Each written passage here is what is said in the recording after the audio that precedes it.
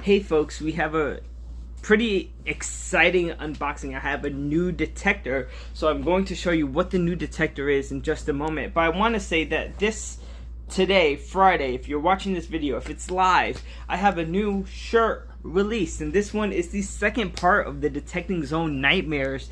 It's Hunting the Haunted Graveyard, and you see it here. It's basically hunting a graveyard and the zombies are coming out, and then there's that UFO in the background that was also in the first one. I love this design. I think it's amazing. If you like Goosebumps, if you like metal detecting, if you like zombies, if you like Night of the Living Dead or Return of the Living Dead stuff, definitely this was inspired by that. And you could also get it as a sticker, so you don't even have to get it as a shirt. Highly recommend. If you'd like to support me, get the shirt, get the original design, which is right here, get any of the Chihuahua designs as well.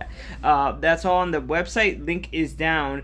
But let's get straight into the unboxing, because I did get something in the mail literally moments ago, and it's right here. Yeah, I'm going to go through this little by little.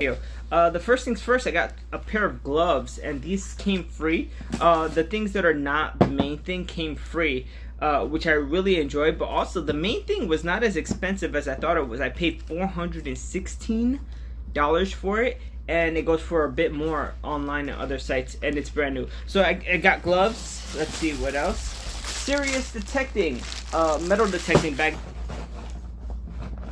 So it's not as big as my bag, but it's clean, it's new. If I go out detecting with a friend for the first time, which you'll see why I might be detecting with a friend very soon, they could use this bag, so very cool. It also came with this, a Terra X hand digger. And the funny thing is, whoa, this looks pretty wicked. So again, all of these stuff were freebies. So I paid for the main thing, again, $416, and the rest just came free. So the bag and the gloves are amazing. Now the last thing is this, the Xterra Elite metal detector by MindLab. Now I am going to build this on stream, this Xterra Elite, that does have simultaneous multi-frequency, multi-IQ. This is going to be, I don't want to say my replacement, but my main detector. Whole new metal detector. Look how small this is. This is on my leg. You can't see the whole thing, but it's not that big. And I'm hoping that it is about this small when it's fully built. I'm gonna build it right now. This is the first time I'm opening it, and so you guys can see here, the very first thing I see is this shaft, the lower portion of the shaft, the part that gets connected. So this is it has to be a bit bigger than the lowest part of the shaft, obviously. And so, to give you an idea of that, we have the control box here that is, separate from the detector and stuff. This is interesting. The connector looks like the same type of connector that is on the Equinox for charging, which is great because I currently am using the Equinox 600, by the way. The headphones look like a standard headphone jack, which is great. Literally, I bought headphones, and I didn't put this in the last video that I made. I had bought some cheap headphones on Five Below, just $5 headphones with a regular audio jack, just to use for my detector, and it broke. When I was putting my detector down, they came out my ear, like it went down too fast, and I didn't go down with it fast enough. It came out my ear, and it stopped working, those headphones. So I've destroyed a $5 pair of headphones. It's fine. It's fine. So yeah, the control box, it looks like the buttons are exactly the same placed as the Equinox buttons, which are great, because that would allow me to know the machine. It looks like there's a film over it. Do I take the film off? Okay, I got it. Ooh. Just a little bit of ASMR action in there. There you go. Beautiful Xterra Elite control box. Let's put that to the side. Let's put this to the side. We're going to build it. Don't worry. We have a charging cable, USB charging cable. And again, like I said, this looks like the regular Equinox charger. And I think the coils are compatible too. So my Equinox coil that I repaired, if I want to use that coil, I can. There's a screw with the L key. And it looks like that screw goes right here for the armrest, which is cool. I'm not seeing a foam insert or anything for that yet, but I might just be missing it. Yeah, I might just be missing it. Who knows? Who knows? We'll see.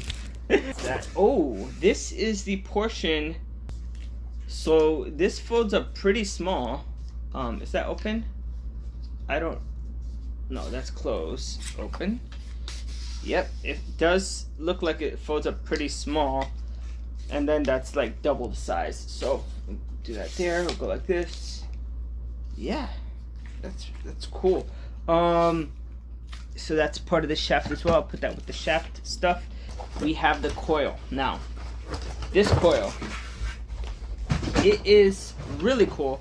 All right, let's put down all the box stuff. This coil, as you can see, is elliptical. It's not round. It's not like the circle coil from the original Equinox. It looks like they're still making the same mistake, what I call a mistake with the coil ears. The plastic on the coil ears look a little bit more reinforced than the Equinox. I hope they last longer, because the Equinox, I've known a lot of people who have had their coils break on the Equinox. By the way, one of them is Robert Crespo, my friend, the Bronx Bomber. He's currently, well, he's residing and detecting down in Florida. And if you've seen his videos recently, I'd say about a month ago or so, his metal detector had broken the coils on his Nox. And so that was a bit upsetting to see. Part one, we take this and we make sure this is aligned this way. This could say small, and this goes in this way.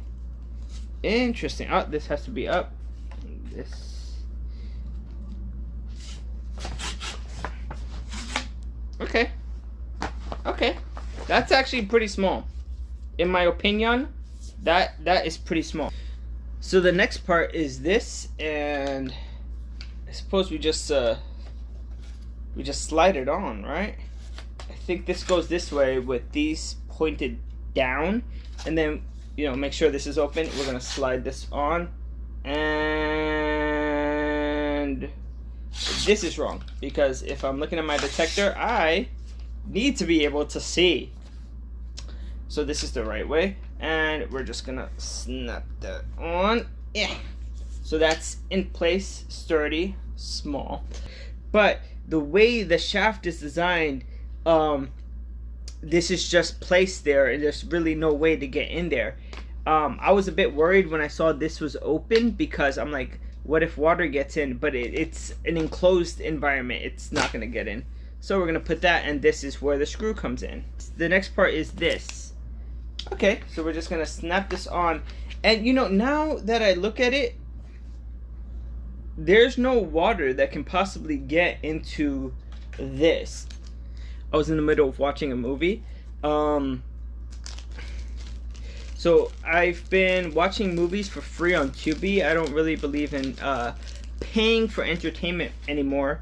Unless it's like a really new movie that I want to see in the theater, because that's a different form of entertainment. But seeing movies at home, like, I don't pay for Netflix or anything like that. And so I've been watching old movies on Tubi, and I recently watched The Vampire Lovers, and today I was watching Lust of a Vampire or Lust for a Vampire when I got a knock on the door, and it was this detector. So after I build this, I'm gonna go back to that movie. Yeah, just a little update aside for what I've been consuming in terms of entertainment. I'm also still reading End of Watch, and if you've seen my recent update video, you know that I started that book when I finished Cry for a Stranger by John Saul. This is basically, this is it, and let's see if this is up and this is up. Can this get any smaller? No, this is as small as it gets. But look, this is extended, and then you could extend this portion out so it gets pretty big. I like this mechanism. I have not had this mechanism, having a Nox 600 without upgrading the shaft. I've been stuck with, you know, the mechanism I had before with my detector. So now to attach the coil, and this one does get so small. I'm actually like a bit shocked at how small this detector is. So the first things first, we're going to add the rubberized pieces to this shaft. We got the other side in, and then for the coil, we're going to keep this. This is the V12X coil. It doesn't look like, it looks like this coil has an automatic locking mechanism over here, so I don't have to worry about, like, it's just a screw. The other side of the screw is literally just the coil locking in. So the screw screws into the coil, which I think it's better, because if the screw didn't screw into the coil and you had like a nut on the other side, it would push the ears of the coil together, which might cause it to break. I mean, this still might cause it to break, but not as bad as the nut on the other side. So I think that's one way in which they might have, you know, fixed the coil ear problem a little bit. And this is really cool, really tight. Then finally we have the wire. So I'm just untangling the wire because it was not tangled but tied.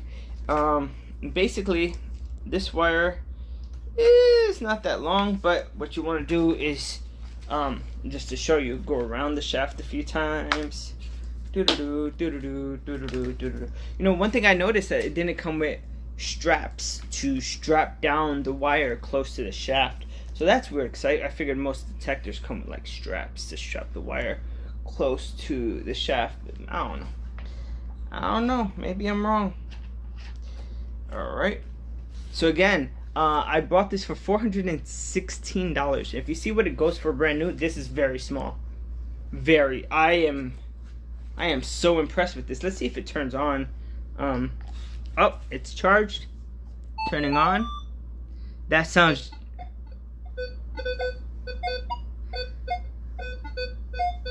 I'm so excited to go out and metal detect this weekend with my brand new metal detector. Oh my god, I'm so excited. Oh, and it also has like a little light back here, kind of like the Simplex does. I didn't notice that. How would I access that? That is so cool. Oh, here. Hold on, I want to try this out. So we have this light, which is red. And then, what is this? Low light?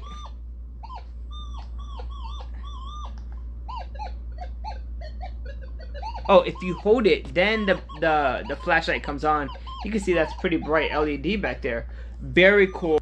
Again, let me turn it off. I'm going to charge this. Thank you for everybody who's watching. Please like, comment, and subscribe. Thank you for everyone who's purchased things off the store. Again, new designs are up just today. And so if you're watching this, let me know in the comments down below, what do you think about these Detecting Zone Nightmares designs? Should I make more? Should I go in a different direction? I'm really trying to make something that appeals to a lot of people, and I know not everybody's into the whole goosebumps, scary, spooky aesthetic, but you know, bottle caps and pull tabs as monsters, or hunting in a scary spot like a graveyard. I figured that might be something attractive to metal detectors. But let me know what kind of shirt you would like to see down in the comments down below. Also, are you reading anything interesting? I'm reading The End of Watch by Stephen King. Let me know what you're reading, and if you like 70s, 80s horror novels, Stephen King, or anything uncanny or sci-fi, let me know down below. I might have read it. I